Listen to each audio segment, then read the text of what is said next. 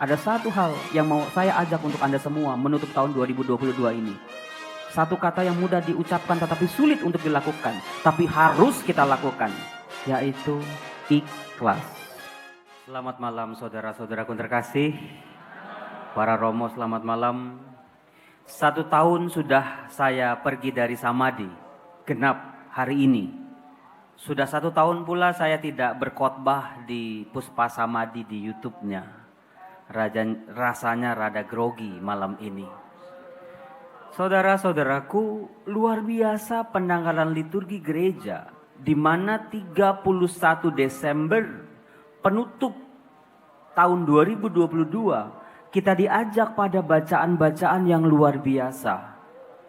Apakah Anda tahu bahwa bacaan Injil tadi diambil dari Injil Yohanes bab 1 ayat 1 sampai 18. Itulah inti sari dari iman Kristiani, di mana sabda telah menjadi manusia. Saudara-saudaraku, di tanggal inilah paling cocok buat kita untuk melihat ke belakang kehidupan kita. Izinkan saya bertanya kepada Anda semua tanpa kecuali, bagaimana tahun 2022 Anda lalui? Berat Romo, penuh pergulatan Romo, lebih banyak air matanya Romo, kayaknya capek, bukan cuma capek fisik tapi juga batin. Rezeki datar aja. Masalah demi masalah, sakit penyakit, pergulatan demi pergulatan datangnya seolah-olah numpuk di tahun 2022. Saudara-saudaraku, bacaan Injil hari ini mengatakan bahwa ada sebuah misteri, dalam hidup ada terang. Dan terang itu tidak bisa dikalahkan oleh kegelapan. Sekarang kalau kita lihat hidup kita di tahun 2022 lebih mengarah ke terang atau mengarah ke gelap? Anda lebih banyak melihat terangnya atau lihat gelapnya? Ada satu hal yang bisa kita sadari, di mana kita bisa melihat bayangan kita. Coba Anda pikirkan, di mana kita bisa melihat bayangan kita? Kalau kita berhadapan dengan terang, kita nggak bisa lihat bayangan kita yang gelap itu. Tetapi kalau kita membelakangi sumber cahaya, di situ kita baru melihat bayangan kita yang gelap.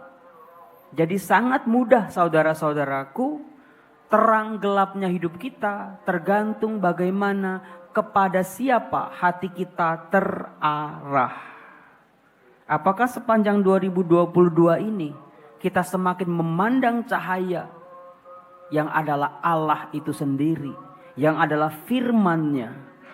Kalau lebih banyak, lebih berkualitas di tahun ini, menjadi teranglah kehidupan kita. Tapi kalau kita seringkali membelakangi cahaya, menjauh dari cahaya, menjadi gelaplah kehidupan kita. Romo, saya udah kok misa di Samadhi, Rosario, ikut Bible learning, ikut segala macam present worship. Kok hidup kok bukannya makin ringan tapi kok sama beratnya Romo? Saudara-saudara, apakah Anda tahu? Tidak ada satupun yang namanya ujian di sekolah itu gampang. Betul apa betul? Semua ujian, ulangan-ulangan, mau namanya itu Eptanas atau UMPTN, gak ada yang gampang. Semuanya susah. Karena kalau ujiannya gampang, kita gak bisa naik kelas. Kita akan tetap di situ-situ aja level kehidupan kita. Justru saudara-saudara, Tuhan memberikan kita ujian demi ujian. Wah, banyak Romo sepanjang tahun 2022. Puji Tuhan, kita semua tanpa kecuali lewat. Masih bisa hidup nih sampai sekarang nih. Masih bisa ikut ekaristi. Masih bisa tersenyum lebar. Masih bisa bersyukur dan berterima kasih. Saudara-saudaraku, berat ringannya hidup kita, bahagia atau sedihnya hidup kita, tergantung dari bagaimana kemampuan kita untuk bersyukur. pada Tuhan. Maka di penghujung tahun ini, syukurilah apa yang Tuhan telah beri kebaikan-kebaikan dalam hidup kita. Dari yang kecil-kecil hampir gak kelihatan sampai yang gede-gede, syukuri. Termasuk juga semua rintangan-rintangan, hambatan-hambatan juga harus disyukuri. Terima kasih Tuhan, Engkau membentuk aku secara luar biasa di tahun 2022 ini. Dan aku percaya kalau aku ternyata sudah lulus di balik ujian-ujian di tahun 2022, aku boleh berharap ada kehidupan yang lebih berkualitas lagi di tahun yang akan datang. Belajar dari situ saudara-saudara, karena ini tadi wafatnya Paus Benediktus. Saya jadi ingat Paus Benediktus adalah satu-satunya paus yang berjabatan tangan dengan saya. Yang lain belum sempat. Untuk bisa berjabatan tangan dengan beliau itu saya harus menanti, bayangin coba. Tahun 2009 saya datang ke kota Roma, nggak ada kesempatan. Lihatnya tuh pausnya dari jauh, persis seperti Anda kalau lihat Romoyus di altar, dari jauh atau di TV doang. Tahun kedua nggak ada kesempatan, tahun ketiga juga nggak ada. Saya udah mulai mikir, waduh, saya udah tinggal setahun lagi di Roma, bentar lagi lulus. Tapi belum juga ada kesempatan bertemu dengan beliau di lapangan Santo Petrus. Tapi yang namanya kesabaran dan iman berbuah luar biasa. Siapa kira seorang anak tukang kue yang boleh masuk ke kamar pribadinya beliau, dibawa sama uskup, berjabatan tangan di sana, dia bertanya saya kuliah apa, dia kasih saya rosario. Wah, sebuah pengalaman. Di situ saya belajar hidup itu soal bagaimana kesabaran. Sabar enggak menanti waktu Tuhan. Kadang-kadang kita enggak sabar. Kita maunya cepat, kita maunya instan. Tapi Tuhan mau menunggu. Aku sudah mempersiapkan yang terbaik untuk kehidupanmu. Sabar. Selain kesabaran juga adalah ada satu hal yang mau saya ajak untuk Anda semua menutup tahun 2022 ini. Satu kata yang mudah diucapkan tetapi sulit untuk dilakukan. Tapi harus kita lakukan. Yaitu ikhlas. Coba belajar ikhlas. Dengan ikhlas kita akan plong. Terima kasih Tuhan, semua rezeki-rezeki yang terlepas dari tanganku, pribadi-pribadi yang harus meninggalkan aku, kekecewaanku, sakit hatiku, suka duka dalam hidupku, ikhlas. Dengan ikhlas, kita akan mudah menjalani hidup.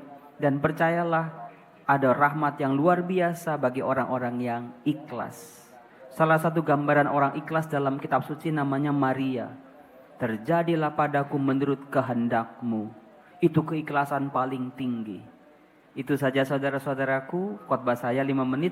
Harapan saya semoga di tahun 2023 ini, tinggal besok, tinggal tunggu hitungan jam. Semangat.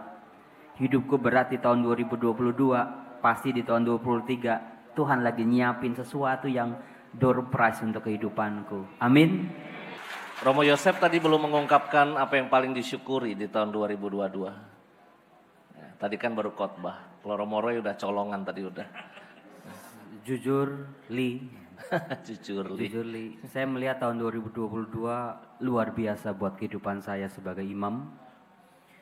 Yang saya sampai berpikir, inikah puncak dari kehidupan seorang imam?